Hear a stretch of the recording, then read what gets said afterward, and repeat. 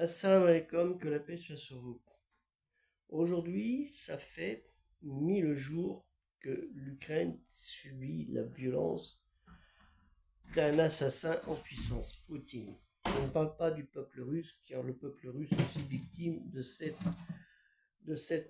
personnage, de ce dictateur, avec sa bande naturellement.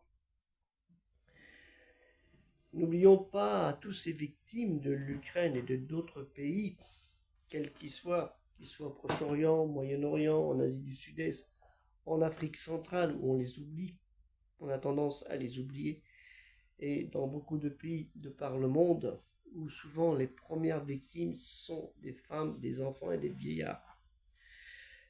Dans notre religion, la foi du monothéisme pur, l'islam, l'obéissance dans l'obédience à Dieu, Allah Ta'ala, lui le très haut exalté soit-il, on nous recommande de sauvegarder ces personnes quand il y a un conflit de guerre, naturellement.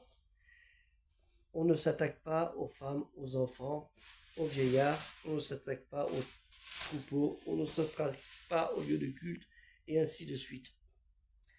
Nous avons tout cela dans les recommandations du prophète Mohammed sallallahu alayhi wa sallam, sur lui salut la paix, et malheureusement, pour bon nombre de musulmans, de ceux qui se disent musulmans, obéissant dans l'obédience, ce n'est pas le cas. Et c'est bien malheureux. Méditez bien sur cela. Que la paix soit sur vous. Assalamu alaikum.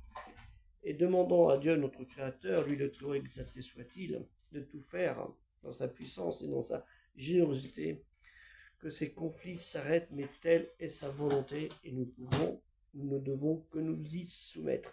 Que la paix soit sur vous. Assalamu alaikum. Et aider le projet culturel musulman universel.